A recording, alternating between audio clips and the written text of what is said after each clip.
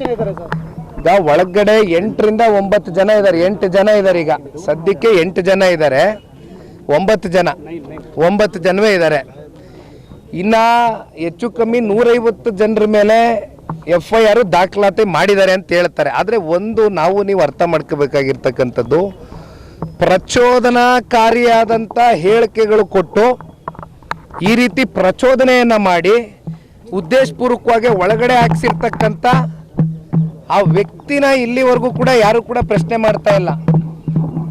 FIR ಯಾರ ಮೇಲೆ ದಾಖಲಾಗಬೇಕು ಅಂತಕ್ಕಂಥದ್ದು ಬಹುಶಃ ನಿಮಗೂ ಗೊತ್ತಿದೆ, ನಮಗೂ ಗೊತ್ತಿದೆ. ಆದರೆ ಇವತ್ತು ಸರ್ಕಾರ ಅವ್ರ ಮೇಲೆ FIR ದಾಖಲಾಗಬೇಕು ಅಂತ ಹೇಳ್ತೀರಾ? ಈಗ ಪ್ರಚೋದನೆ ಮಾಡಿದಂಥವ್ರು ಅವರು ಕೆಂಪೇಗೌಡರ ಜಯಂತಿ.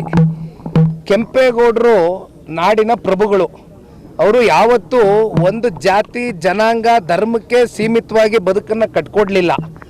ಬದಲಾಗಿ ಎಲ್ರಿಗೂ ಕೂಡ ಸರ್ವ ಜನಾಂಗದ ನಾಯಕರಾಗಿ ಕೆಂಪೇಗೌಡರು ನಮ್ಮ ಬೆಂಗಳೂರು ನಗರವನ್ನು ಕಟ್ಟಿದಂಥವ್ರು.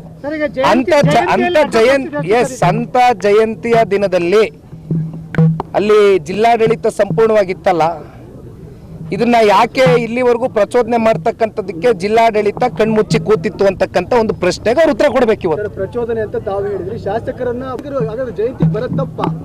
ನೋಡಿ, ನಾನೊಂದು ಮಾತು ಹೇಳ್ತೇನೆ.